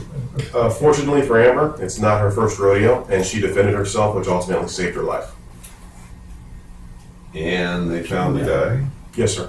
And he was down in San Onofre, I guess, State Park. That is correct. And through the efforts of the park rangers and our sheriff's deputies, we used the Esri application. I believe Sergeant Streeter talked about it at the last public safety meeting in February. Because of this person being identified prior via our increased efforts with homeless outreach, we used a picture that was taken of him at that time back in February to find him. And that's what went out kind of citywide, and that helped out quite a bit. Great. And the park rangers down in San Onofre, you have good relationship, teamwork on that, obviously, because they were able to spot this guy and say, you look like that guy. Yeah, fortunately for us, we've had a long-lasting relationship with the state park guys down there, and gals, excuse me, and that's only going to continue. I think they've helped us find many, many bad individuals before, and it's probably going to continue. They do an excellent job down there. Great, good job. Super. Any other questions for the chief? No? Good. Looking at fire services, Chief Mall. Thank you for providing that presentation today. Yeah, thank you very much. Yeah, it's good to have those guys come in and speak. They're real good at that. So, there's, like they mentioned, if you guys are interested in that home assessment, it's right on our website, ocfa.org/RSG for that Ready, Set, Go program. And that has pretty much anything you could ever want to know about your own house. And it gives you, like they mentioned, anything you want to do just on your own. So it's really good service. And then right on there, you can click and ask for them to come assess your home. So good stuff. For us, fortunately, within the city, fire-wise, has been slow the last month or two, which is a really good thing. We did have some really good training last week, which we partnered with our Public safety partners with the sheriff's department. They had their fire boat as well as the lifeguards down at the beach. We simulated a fire out on the pier. I don't know if any of you guys saw that or saw social media. But it was a really good training where we simulated a fire out at the snack shack at the end of the pier. Rare, obviously, that we get those, but when we do get those, they're definitely different. It wasn't hard for the crews. In theory, it's just pulling hose straight out of here, but it's much different. Dealing with a lot of people on the pier, dealing and coordinating with the sheriffs and with the lifeguards, who are obviously going to be first on scene and that kind of thing. So we worked in partnership with all of them on the training. It was a really, really good drill. It ran over 3 different days, so we could hit all of our shifts. So all our crews are now skilled and at least have done it and figured out different ways to get hose out the pier, as it's about 1,300 feet, so it's a long hose pull. So that was some really fun training. I appreciate the lifeguards. They were super accommodating and pretty much took really good care of us. The city was great, allowed us to block off some areas of the pier, and then the sheriffs obviously being there, and then with their fireboat and stuff. All the kids love seeing the fireboat out there shooting water. So it was a really great drill, and we had a great time out there. The only other thing was, again, partnering with sheriffs here in San Clemente. They supported us yesterday. We did have a line of duty death service right here at Calvary, South Orange County, for our firefighter Kevin Skinner, who passed away really 3 months ago now on a fire in Laguna Niguel. And so we had a really good service with a procession that came from Station 50 right through the city yesterday. So that was a really great thing. Appreciate the city, appreciate the Sheriff's Department and their support on that. And it was a really, really good moment for his family and for the fire service as a whole. So otherwise, crews, everything's going good within the city, and that's about it. That's all I have. Thank you. We don't have any brush fires today, right? Nothing. That's good. Let's keep it going. I like that. Anything projected in the near future as far as the weather? Well, I don't know. They just said it's going to rain in a couple weeks. That's the first I heard of that. Yeah, me too. I looked at the weather and go, where? Yeah, I was all excited because the sun came out for a few days. So I don't think we're dealing with much weather. This is a good season right now. We do a lot of our crews and our heavy equipment around the hills, cutting out a lot of dozer lines and cleaning up fire roads. This is the kind of time of year we get a lot of work done that way because we're not expecting much fire, which is good. Of course, this is when the weeds are growing too. It's starting to green up out there pretty good, so we'll see what happens. But so Shane, the service was out with the 3 aircraft. I saw 3 aircraft going over my house to the east. So it was, yep, okay. Yeah, it was. We flew them over as the family were at it. That's great. Yeah, That's missing great. man formation, so the one peeled Yeah, off. we do that all the time. Yeah, it's pretty special. Also, can we get the contact information for your 2 guys? Yeah, he just texted me. Forgot to leave it. I will. I'll email it to you guys, and that way you have it as well. But if you need anything, you can always Great reach out to me presentation. too. Guys, Yeah, let them know. Thank you. Thanks, Shane. Rod, you're on. Good afternoon. Thanks for having me. Our business hours are from 8 a.m. to 7:30. Next week we start closing at 8 p.m. So since our last meeting, happy to report no drownings. We've had 104,000 beach visitors. We had just under 2,000 incidents. Lifeguards rescued 12 swimmers in distress. There's 217 preventative actions, about 1,200 public education contacts, 31 medical aids, 1 ALS call.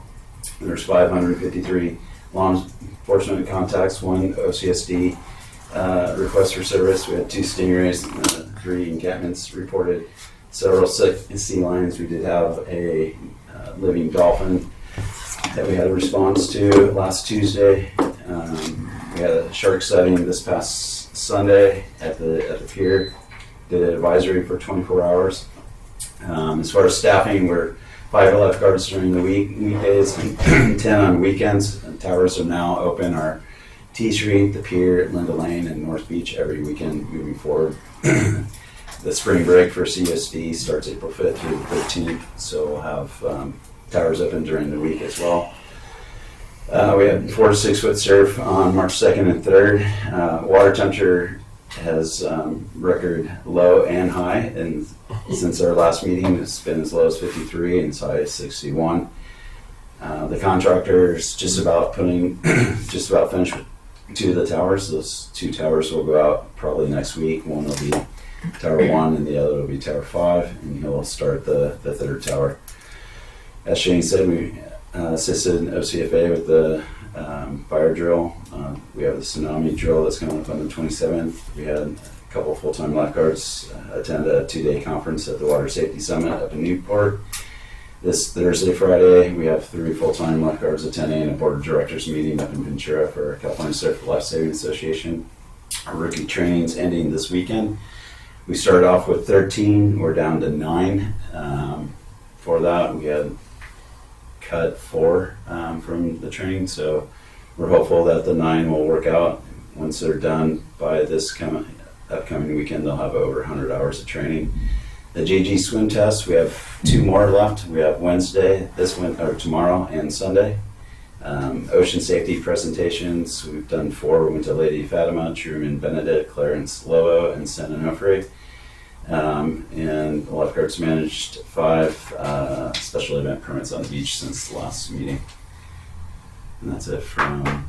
I've got a question regarding the ocean stuff like that. I was down on North Beach on a walk on the trail. Right at the restrooms, the new patio, Phil. It looked like the beaches disappeared. Yeah, majority of that sand that got brought in by GSI back in June, July through September has shifted laterally down south. So if you look at the point, if you're on the beach, you see all this sand. It's pretty amazing to see, like the Army Corps engineers sand replenishment project, right? Because that sand came from Surfside and it's kind of a gold color. Right. That sand has migrated all the way down towards Cottons. So if you look below the berm, you'll see the movement of the sand. But we're, like yesterday and the day before, we had a bit of a southwest. So we're about a month away from everything turning. So all that sand should come back this way. It doesn't go out to the ocean. So a lot of that sand from North Beach has migrated to the point and to the Medellin area. Because it looks like it's a cliff there. Yeah, and that's typical for that area and this time of the year. All right. Yeah. It was surprising. Okay, good. I'm going to hold my comments to the end. Committee members, Tom? No, I'm good. Mike? I just wonder where Adam gets all the extra hours every day that they keep letting stuff on. You got another hat, a couple hats extra. When you're good, Somehow, you're good. some way. No, there's a lot of great staff that I am able to rely on to help out with all of this stuff. But yeah, coordination is becoming an issue. Great job, Adam. Nothing, thank you. Thank you. All right. All right. You're on. All right, a couple updates. Let's see, I'll go try to put these in order here. So at the first city council meeting of March of this month, the city council adopted the local hazard mitigation plan. That was approved by Cal OES back in January, and it took FEMA 16 days to approve it. For us, as far as I can tell, it's one of the fastest local hazard mitigation plans to be processed, at least in Southern California. And we're already embarking on addressing some of the mitigation actions that were included in that plan. Specifically, 2 Fridays ago, the city submitted a grant application for a community wildfire protection plan. That was an item that was specified in the LHMP, along with another mitigation action related to helping establish fire-wise communities within the city. The Community Wildfire Protection Plan, or CWPP, the benefit of that program is that a fewfold, but as it relates to fire-wise communities, part of the CWPP is to produce a community-wide fire risk assessment. That information is one of the steps that HOAs or neighborhoods need to go through to establish a FireWise community. The city cannot create a FireWise community for the entire city. The FireWise program is for neighborhoods or HOAs between 8 and 2,500 homes. So they're all quite tailored. However, they all have to go through this wildfire risk assessment. So the city's intention here is to do that on behalf of all of our neighborhoods so that they can utilize that information to become a FireWise community. In addition, the CWPP will help the city plan for and address future wildfire mitigation strategies. As we heard from Mr. K earlier, his goats essentially are doing a fuel reduction project. For us to embark on that right now as a pilot program, it requires that we go through a few steps to ensure that it is compliant with any applicable regulations, such as California Environmental Quality Act. There are some resource agency requirements that we need to go through as well.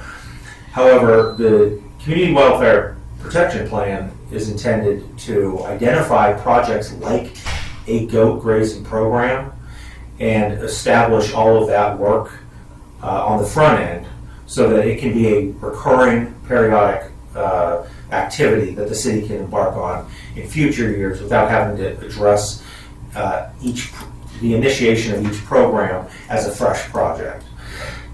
It will include a lot more programs than just a goat grazing program, but that's just a good example of how it will help streamline the city's future activities there. In addition to embarking on some of those mitigation actions already, the city staff will be putting together some stakeholder meetings to discuss the now adopted LHMP with various departments and divisions within the city that have some responsibility to carry out certain actions and start developing an action plan to get those things done. And there's also a hazard mitigation grant fund available from Cal OES that provides for up to, I think it's $50 million per project. We have a number of mitigation actions in the LHMP that have identified that particular grant opportunity as a potential funding source. Rachel and I will be going to a training at Loma Ridge in the coming weeks to talk about that grant application process specifically and work with our internal stakeholders on figuring out which opportunities are the highest priority at this point. Let's see, and then one update. I think I've got everything else. The weed abatement program is going to kick off. Officially has at the last city council meeting. The council adopted a resolution to open the weed abatement program for 2025. The notices will be mailed on April 1st, and then we'll be going back to the city council for their direction to initiate the enforcement against any non-compliant property owners. That relates specifically to vacant properties, undeveloped vacant properties, to keep them clear of weeds, debris, trash, things like that, things that are flammable. However, the weed abatement program also includes a number of other things. One is the clearing of city-owned lots. The vast majority of the cost of the weed abatement program is actually to clear the city-owned lots. Generally, we're talking about the reservoir sites and some of the larger city-owned vacant parcels that are adjacent to residential areas. But there's another aspect of it which ties into the presentation that we received from the OCFA earlier. And that is that on an annual basis, we coordinate a lot of these efforts with OCFA as part of their annual vegetation management program. But one of the aspects of that program is that they will identify some additional areas of city-owned property where there is a lot of vegetation growing on the city property that would be included in the defensible space requirements for adjacent privately owned structures. And they'll say, they'll give us a list of such properties, and we'll go ahead and clear those areas to create that defensible space outside of the private property owners' actual property to ensure that their structures are safe. So that's kicking off. And then the last thing I wanted to bring up was an item that is being considered by council related to some reorganizations of the city's commissions and committees. This item was initially brought up by the council back in December. They asked for some information from staff as far as the work of the committees, especially the staff time devoted to facilitating committees and commissions. We met with the council at their retreat meeting of February 13th and got some direction from them on how they wanted to move forward with as far as the future of the various committees and commissions goes. Samantha Wiley, Beaches Parks and Recreation Director, and myself presented an item at the last City Council meeting that provided a proposed ordinance to make the changes that were discussed by the council at their retreat meeting. We received further direction, and so we will be going back to the council next week, April 1st, with a revised ordinance based on that most recent direction. All of the committees and commissions will get a notice about the meeting as they had received a notice before the last City Council meeting. As it relates to this committee, the current direction and its pending council approval is to have the Coastal Advisory Committee's duties be absorbed into the Beaches, Parks, and Recreation Committee, and have the Human Affairs Committee duties be split up between the Beaches, Parks, and Recreation Commission and the Public Safety Committee. Also to rename the Public Safety Committee as the Community Safety and Welfare Committee. To have a preference that at least, or let me step back, increase the number of committee members from 5 to the voting members of the Public Safety Committee, increase that number from 5 to 7. Have at least 4, a preference that at least 4 of the members of the Community Safety and Welfare Committee have a public safety background, with the other 3 being elected at large. And the idea there was that the duties that would be absorbed by the committee, the Human Affairs Committee duties that would be absorbed by this new committee, would be things similar to what both the Human Affairs Committee and the Public Safety Committees have been looking into over the years, which are things like e-bike safety, human trafficking, homelessness. So there's a lot of overlap there, but there will be a couple additional things that will, that I should say may be brought over that the Human Affairs Committee has been working on. I'm not sure to what the extent of that is. I think this year the work plans we'll want to spend a little bit more time with the work plans, dialing those in, and ensuring that that all of the work that the council is wanting, the committees or staff to be working on are accurately reflected in those types of work plans. So that's the update on the committees and commissions. The other item along with that is the representation, if they're not on the agenda, is to not have a representative from the non-voting members. Now, is that modified so that they can have a representative. They don't have to, the chiefs don't have to absolutely be here if they're not on an item, but they should send a representative. Yeah, and thank you for bringing that up. There was another change that I wanted to bring up as well. I'll start with the other change. The other change is that the meetings of the Community Safety and Community Safety and Welfare Committee would be meeting bi-monthly, every other month instead of monthly. And as far as that change is concerned, that was brought up because the direction at the retreat was as to whether all of the non-voting members, the representatives from OCFA and OCSD and Marine Safety, needed to be at every meeting. So at that time, the staff's proposal was language that simply said, if there's nothing pertaining to those departments or divisions on the agenda, that their representative was not required to be at the meeting.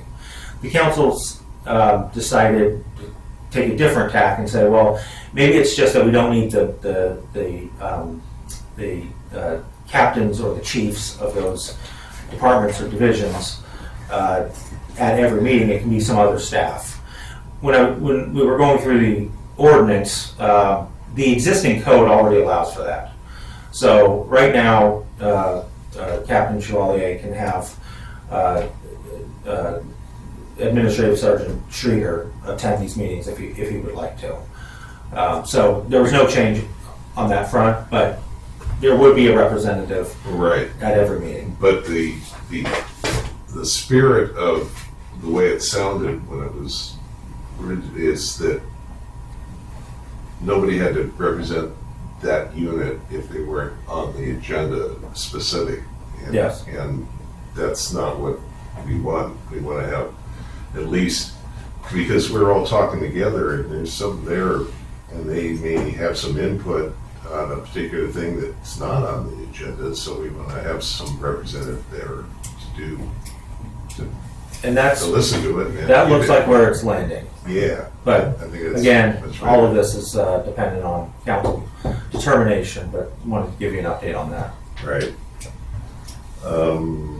And the other thing that I found out about this particular new ordinance come along because the city manager was able to explain it.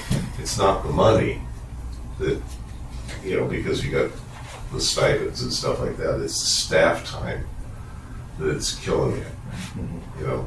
Your time, all your staff, they don't have enough time to do their own jobs, let alone just do all this stuff too. So that was very helpful to me because I thought it was like maybe it's the money that is doing it. And, No, unfortunately, your hefty paychecks are not the reason. so then, yeah. I offered to. Every little bit helps. I offered to said, hey, give it up, We didn't even want it to begin with, So anyway, thank you. Any more for the from your staff? That is my presentation. Okay. Yeah, I did want to throw that in there because this is a large change from what we've done the last 4 years. But understanding it's just that staff thing is really important too. Not that necessarily I agree with it. It just is, and the people that call the things is the city council. I'm not in a position to dictate one way or the other. So, so the first reading will be on April 1st of the new ordinance, proposed ordinance, right? Staff is proposing that a first reading be conducted. Whether that occurs or not, Right. we'll see. There could be more discussion on the thing Yeah. and stuff like that. So, anyway, with that, I'd like to thank all our participants, and staff. Thank you, Jen, for all and Rachel for your attendance and keeping us informed as best as possible. So I'd like to conclude. I'd like to hear a motion to Motion to Adjourn. adjourn until April 22nd. 22nd, 3 p.m. in the City Council chambers. All in favor? Aye. We're done.